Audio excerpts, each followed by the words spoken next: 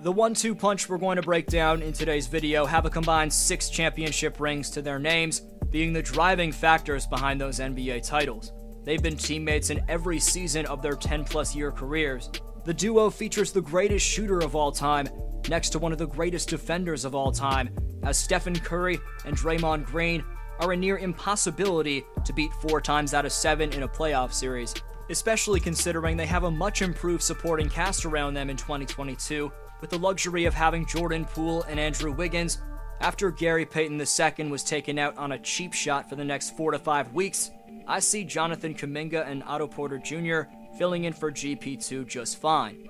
But despite the lack of Warrior depth 1 through 10, the playoffs have consistently rewarded teams with the 2 top players on both ends of the floor in any given series.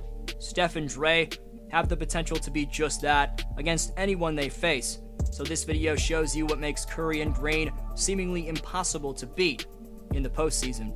Right before that, just 10.6% of you watching right now are subscribed, so if you haven't already, please subscribe and turn on notifications. Also leave a thumbs up. It takes a few seconds and makes a massive difference in YouTube's algorithm. You can follow me on Instagram and Twitter at DFlowHoops, and I'll follow you back. Link is down below in the description for those 2 platforms.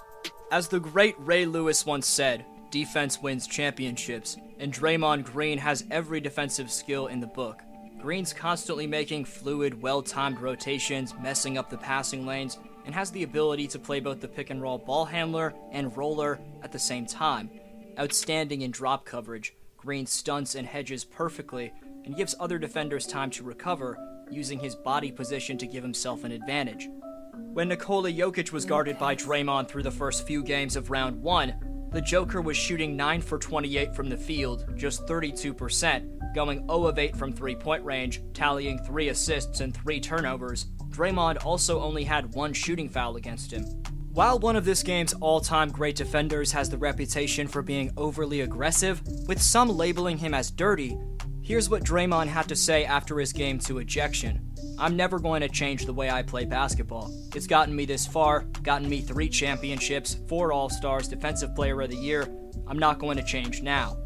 Steve Kerr and Steph Curry caution that while they don't want to see Green change the way he plays from here on out, he must play with certain mindfulness to avoid picking up 2 more flagrant points that would result in a suspension. Curry said, quote, "Unfortunately, yeah, he has to be mindful of that. Only he can tell you what that means for him and how he approaches each game. I want him to be himself and make the plays he's capable of making and impact the game. Be demonstrative, be the Draymond we expect, but he can't be in a situation where the interpretation of rules goes against him." But Green didn't show too much remorse, saying, "It will absolutely not take the bite out of the way I play, because then we go home early, and the flagrant points don't matter anymore. I don't know how to take the bite out. That doesn't work for me." End quote. Skipping ahead to the next time out in Game 2, and Draymond was bleeding after getting recklessly elbowed in the face by Xavier Tillman, and Delon Brooks then clubbed Gary Payton in a reckless play, ultimately fracturing Gary's wrist as he braced the fall. First and foremost, prayers to GP2 on a speedy recovery. That looked damn painful, but the problem with that quote-unquote revenge from Memphis is that Draymond's hard foul and ridiculous ejection on Brandon Clark wasn't close to what happened with Gary Payton and Delon Brooks. Maybe you didn't see this, but Draymond actually braced Clark's fall, and if he didn't do that, Brandon would have been in the hospital. Green's foul was unnecessary, I'm not denying that, but it only deserved a flagrant 1. As Green said himself, his reputation got him ejected. Brooks bolting back at full speed on the fast break and using his arm like a baseball bat as if he's Negan from Walking Dead to swing at Gary's head and end his season doesn't come close to what Draymond did in Game 2 or what Green's ever done throughout his career. You can joke about his eye poking and inadvertent kicks to the groin, but he's never had a moment where he could have ended another player's career. When someone's above the rim, you really should never mess with them, especially when you're coming back from the fast break. Dylan's a fellow Torontonian and a talented player, but today I had to use him as an example for what should never happen in the game of basketball, considering what Gary Payton II does in the community as well, and how he made this roster as a 15th man. I can't blame Warrior fans for making Brooks public enemy number 1. Having said that, if you're going to the game in Game 3, please keep it classy. Moving on to Stephen Curry, who displayed how underrated his defense was at the end of Game 1 against Memphis.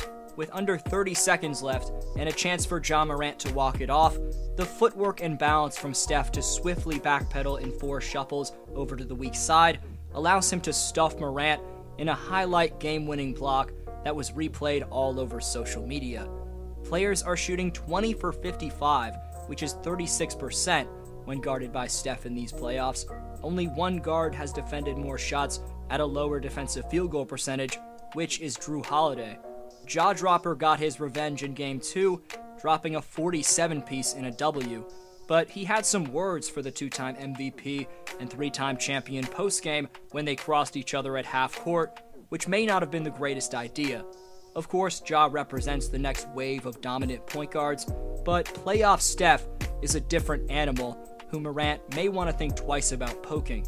He may be 34 years old, but in 2022's playoffs, Curry's 27-point and 6-assist averages on 47% shooting from the field and nearly 40% from beyond the arc, while attempting 10 of those three-pointers per game, combined with how he's moving defensively, that should tell you the 2-time scoring champion isn't even close to being washed up.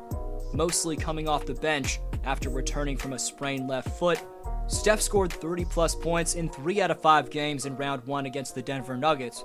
Given the Dubs are in the midst of a heated battle with Ja's Grizzlies, you can't forget Curry only has 7 games under his belt since being out for around a month. That lack of rhythm is even more of a reason why Morant, motivating debatably the best player in the league by getting up in his grill, could have been detrimental for Memphis. The Grizz have historically been a great matchup for Steph, as entering this series against Morant, he was averaging 39 points, 7.2 boards, 10 dimes, and 2 steals per game on 49% shooting from the field and 40% shooting from three-point range. Curry didn't just become the greatest shooter ever because he's got the smoothest release and highest arc on his jumper, but in addition to that endlessly worked on skill, Steph built up his legacy by using little things to motivate him.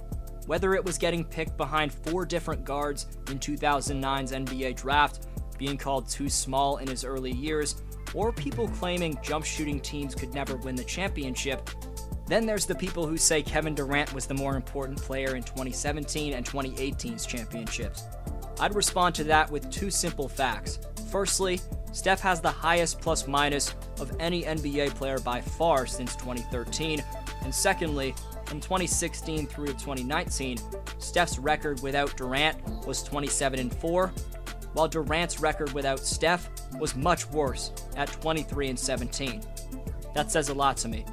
Are Steph and Draymond the NBA's most skilled two-way duo? Best answer down below in the comments gets next video shoutout. Top 5 commenters by June 21st receive free NBA merchandise this summer, so leave your take on today's question to compete in Community Speaks. Today's Speaks winner is Thierry, who says, "I think the Suns are the clear favorites." Pause to read the rest of his tremendous take. Appreciate every answer. I hope you have a great one. D-Flow signing off.